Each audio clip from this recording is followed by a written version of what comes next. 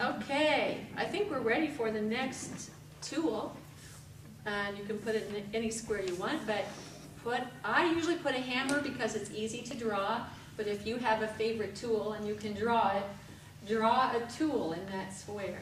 And we're going to talk about a few of the tools that are available to you to help your older adult parent. Some of the tools are used by professionals or consultants that you might employ, like assessments for home safety.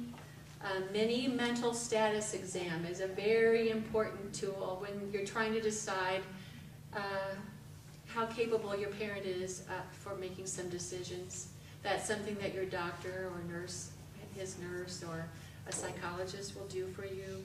A geriatric depression scale is very important, and you should encourage your primary care physician or your parent's primary care physician to do one at every visit.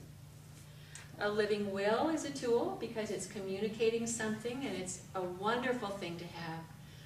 It helps you not worry. It helps your parents not worry. They're not fun to talk about or do, but they are very valuable.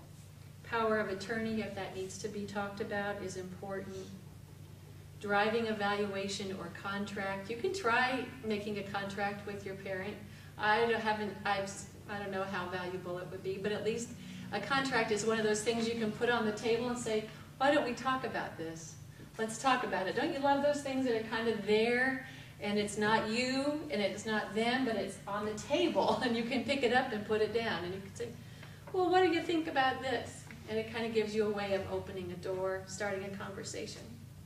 Funeral pre-planning is very important too. Again, not fun to talk about, but it is a really valuable thing to do. And certainly in my work in hospice, I saw that the families who had those things in place really seemed to do a lot better, even in their grief. And even in the dying person's dying, it went better for them. Other tools, community resources, lots of healthcare professionals. If your parent doesn't like their doctor, you know, hopefully you can find one that they will like, because that's huge. That's an important one. Mental health professionals, and then other things like Meals on Wheels, or Area 4 Agency on Aging, support groups. I really recommend for caregivers a caregiver support group that they do at St. Anne's, and that's through Caregiver Companion. I've sent a couple of people down there, and that helps them a lot. It really helps them not feel so alone and to feel understood. It really is a good thing. And there are some Alzheimer's support groups in town that are very good, and others I'm sure. Geriatric care managers, they are private people who can help you with some of these things. The internet is a wonderful resource, and the ncicc.net, as it is right now, is a good place to go. And I also recommend caremanager.org. I also really like the AARP website, and the alz.org is a wonderful site. Okay, so those are some of the written tools you can use. Now we're going to go for that last secret. The last secret, I want you to draw a cross like the Red Cross, okay? However you visualize the Red Cross.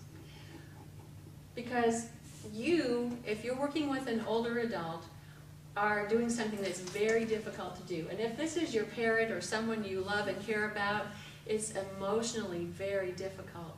And I have to say, having done some of these things as an adult child and having done them as a professional is a whole different ballgame. It's a whole different ballgame. I feel like I'm in charge of myself when I'm doing this as a professional, but when I get a call about my parents, forget it. I'm the daughter. It's all different. And so if you're working with your parents, you've got to know that this is not easy, because this represents more than just a person who needs help. This is your parent.